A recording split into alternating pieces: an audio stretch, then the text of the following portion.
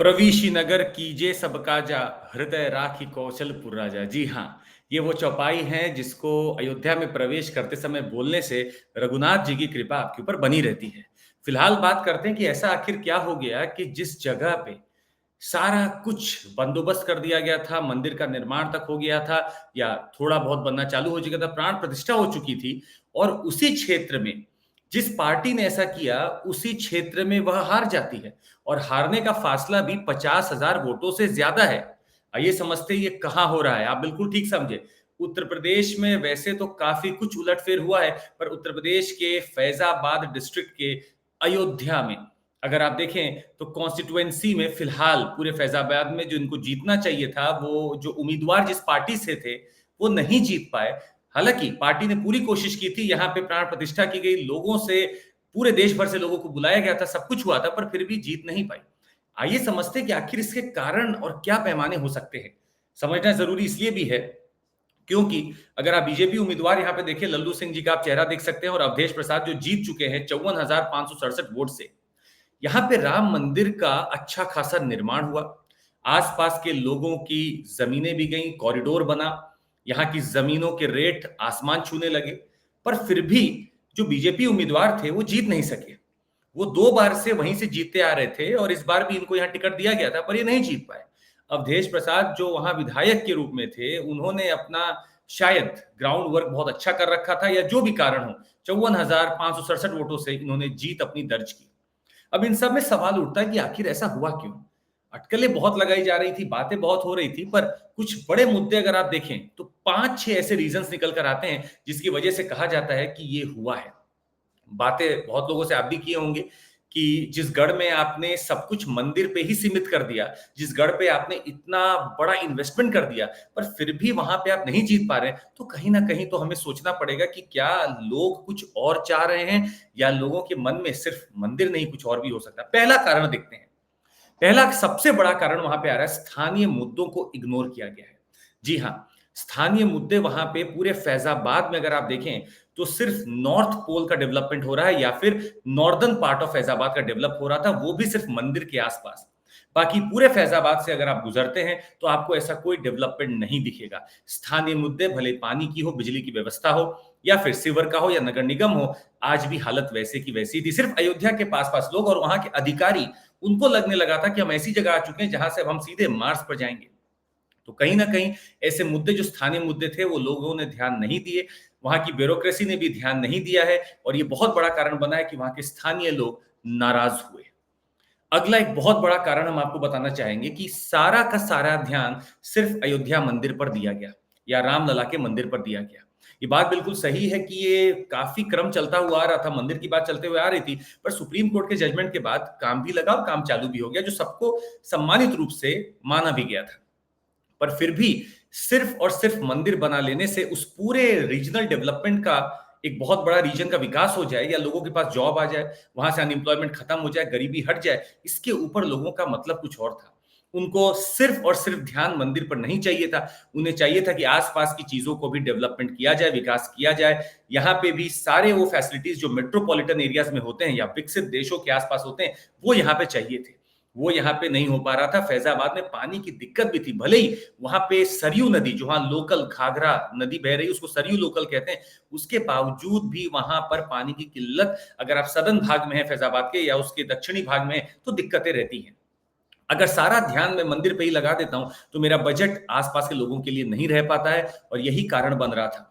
यहां तक कि कारण ये भी बताया जा रहा है कि जो वहां की ब्यूरोक्रेसी थी, वो ना जमीन बेचने दे रही थी, ना खरीदने दे रही थी, ना नक्शे पास करने दे रही थी। ये सिर्फ कहा जा रहा है, पेपरों के माध्यम से हमने जोड़ा है। इस कारण भी वहां पे लोगों के मन में रोष बहुत था। हालांकि मंदिर बनने से एक पोलराइजेशन तो हुआ, लोग बहुत जाने लगे थे, पर फिर भी वहां जो लोग जाते थे वो एक ही बात कहते थे कि अभी तो यहाँ व्यवस्था नहीं है। तीसरा कारण, तीसरा कारण वहां के बिल्कुल लोकल चीज थी। जिन लोगों ने मंदिर के निर्माण के लिए, जिन लोगों ने मंदिर के लिए अपना जीवन, अपनी युवावस्था या फिर अपना समय, धन सब कुछ दिया, वही लोग नर्म जो मंदिर का निर्माण हो जाता है उसके बाद कम दिखाई पड़ रहे थे या थोड़े पीछे हट चुके थे। इसलिए भी लोगों के मन में यह था कि जिस मंदिर के लिए हमने अपना खून पसीना बहा है, अगर इस मंदिर में हम ही नहीं खड़े हैं तो आज जब ये हमारे साथ हो रहा है तो कल किसी के साथ भी हो सकता है। इसलिए भी वहां पे लोकल लोगों में थोड़ा सा रोष बना हुआ था। हालांकि ये पुण्य का काम था तो इसमें कुछ ऐसा होना नहीं चाहिए था, पर फिर भी लोगों के मन में विचार तो ये बन ही चुका था कि जो लड़े इसके लिए, जो इसके लिए शहीद हुए या जो इसके लिए नहीं उपलब्ध हैं आज, वो कहीं पीछे रह गए थे, भीड़ में उनका नाम भी नहीं आता है। और आज के जो भी वहां पे लीडर्स हैं वो सामने आ जाते हैं। कारण नंबर 4 ये बड़ा है।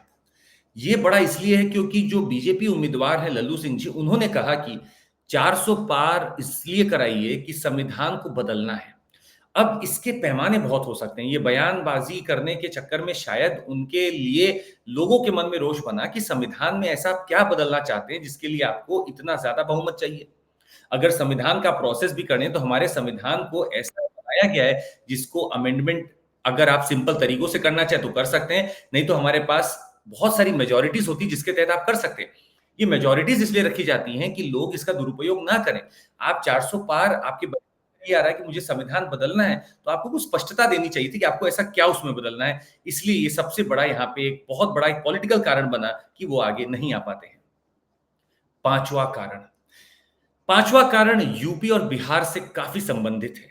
यहां आज भी पॉलिटिक्स जातिगत समीकरण को देखकर की जाती है। जब आप फैजाबाद उतरेंगे तो आपको पता चलेगा कि वहां पे कम्युनिटी है पासी जो कि अच्छा खासा पॉपुलेशन रखती है। फैजाबाद के पासी कम्युनिटी, जो कि आप दलित कह सकते हैं, उन्होंने एक दलित चेहरे को ही वोट दिया। और अवधेश प्रताप उनके लिए एक दलित चेहरा थे जिसको वोट देना चाहते थे, उन्होंने वोट दिया भी। इतना ही नहीं, ये वोट सिर्फ इसलिए नहीं कि वो चेहरा उस जाति से आता है, पर वो काम भी किए इसलिए उनको मिला। आपको एक छठा कारण हम यहाँ पे बता दें, जो फिलहाल बहुत लोग बता रहे हैं, अति विकास, अति अति विकास। विकास बुरा नहीं है, किसी भी चीज का विकास बुरा नहीं है। आप पेपरों में पढ़ते हैं यूपीएससी के भी कि आपको एनवायरनमेंट और डेवलपमेंट में दोनों को बैलेंस रखना पड़ेगा। आपको लोगों की राइट्स और विकास के बीच में डेवलपमेंट में आपको कहीं ना कहीं बैलेंस रखना पड़ेगा। यहाँ पे वो बैलेंस कहीं ना कहीं लोगों के मन में था कि खो रहा है।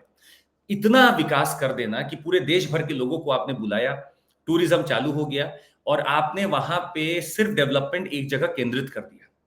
इसकी वजह से पूरे फैजाबाद में अगर आप देखेंगे तो कहीं आपको डेवलपमेंट नहीं दिखेगा, बस अयोध्या के आसपास ही दिखेगा और वो भी मंदिर के आसपास ही दिखेगा।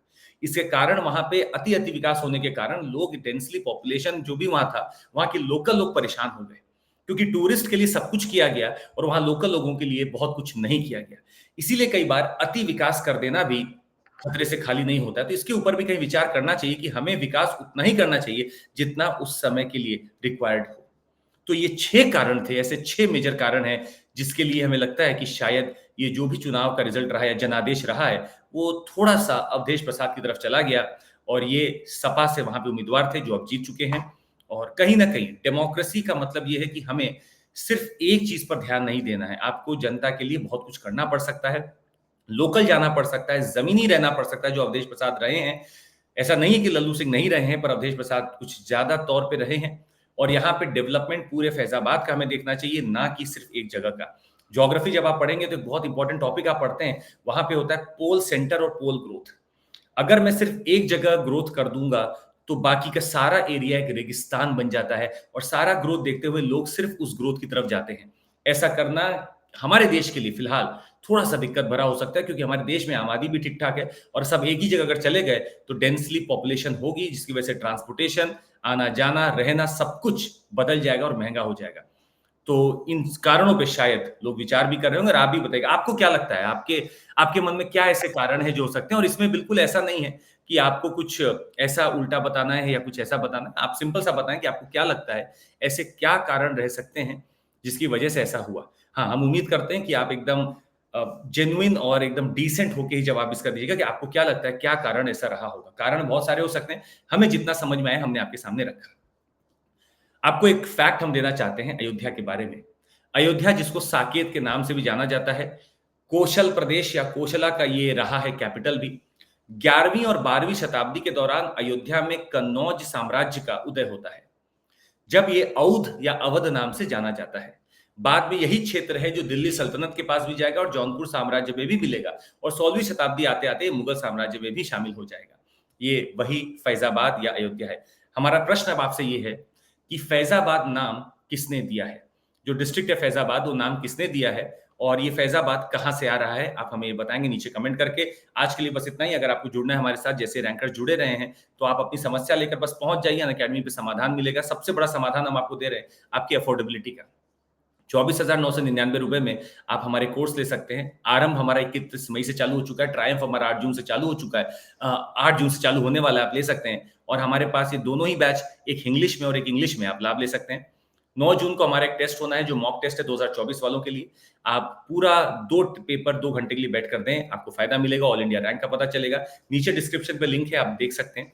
₹1 में आपको पूरा टेस्ट सीरीज़ मिलेगा, आप उसको भी देख सकते हैं। और 1999 में या ₹1999 में एक सीसैट का रिकॉर्डेड बैच है, जो आपके सामने प्रस्तुत है। That would be all from my side. ज़रूर इसको लाइक, सब्सक्राइब और शेयर करिएगा और नीचे कमेंट करके बताइएगा कि आपको क्या लगता है, क्या कारण हो सकते हैं। जय हिंद।